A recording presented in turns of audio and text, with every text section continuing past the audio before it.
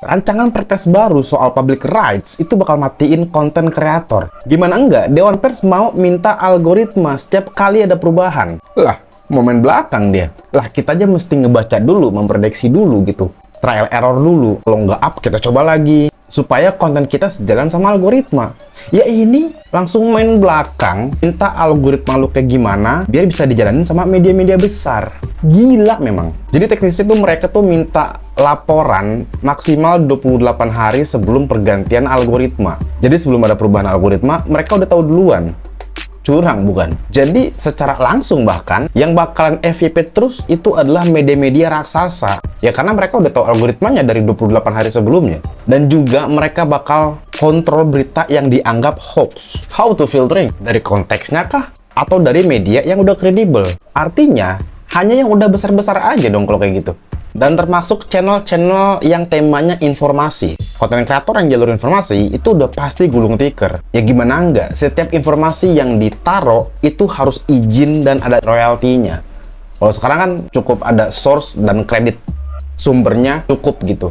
Kalau nanti kalau disahkan, lo harus izin dulu. Contoh semisal kayak gue, Basit Corner nih. Gue ngutip dari VOA Amerika, contoh semisal. Ya gue harus izin dulu tuh ke mereka tuh.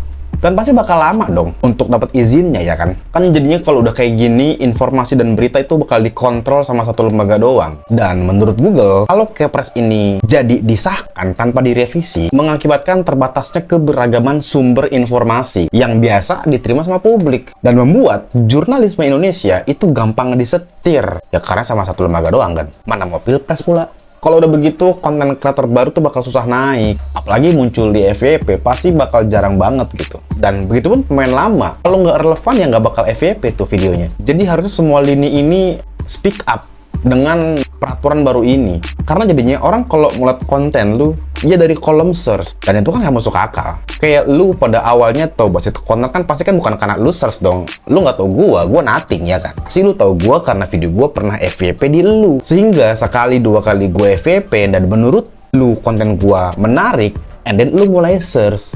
Tapi kan orang mau search itu kan karena ditawarin dulu sama si platform biasanya kan. Entah di TikTok ataupun di YouTube kan gitu ya. Karena kalau begini impact-nya bakal kemana-mana. Ke UMKM, ke bisnis, dan sebagainya gitu. Terus gimana dengan usaha-usaha atau bisnis yang besar dari sosial media? Apakah untuk mengiklan harus ke media besar dulu? Kalau ada duitnya? Kalau kagak? Aduh, pusing gua. Lama-lama udah kayak korut ini. Media dimonopoli semua.